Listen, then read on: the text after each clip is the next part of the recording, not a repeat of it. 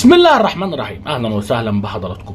صراحة لما تلاقي شخص بيدعي على رئيس نادي كرة قدم بكل الغل ده وكل الحقد ده، لا احنا محتاجين نتكلم مع بعض بقى، علشان احنا هنا بنتكلم على منظومة مأساوية.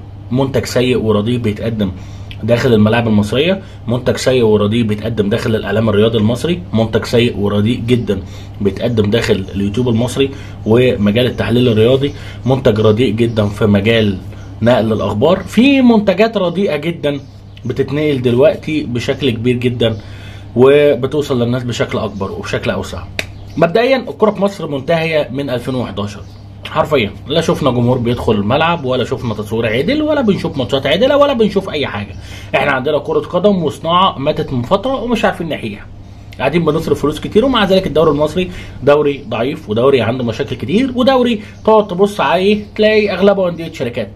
الانديه الجماهيريه فيه انديه قليله، والموضوع بيبقى مرعب قوي بالنسبه ان انديه الجماهيريه عماله تختفي اكتر واكتر واكتر.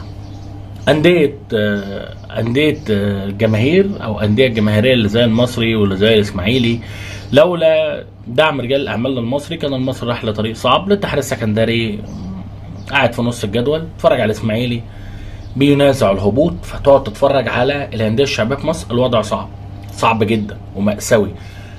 فهنا بتتكلم على كرة قدم موجودة في مصر عندها مشاكل كتيرة. ليه؟ المسرح فاضي، المدرج دايما بيكون فاضي، فتقعد تتفرج على الدوري المصري تحس انك بتتفرج على دوري رديء وبتتفرج على نسخ رديئه جدا من كره القدم اللي انت ممكن تتفرج عليها. فين بقى المشكله؟ تعصب اكتر من المنتج، تعصب للمنتج اكتر من المنتج واكتر ما بيقدموا المنتج. يعني لما اشوف حد بيدعي على كابتن محمود الخطيب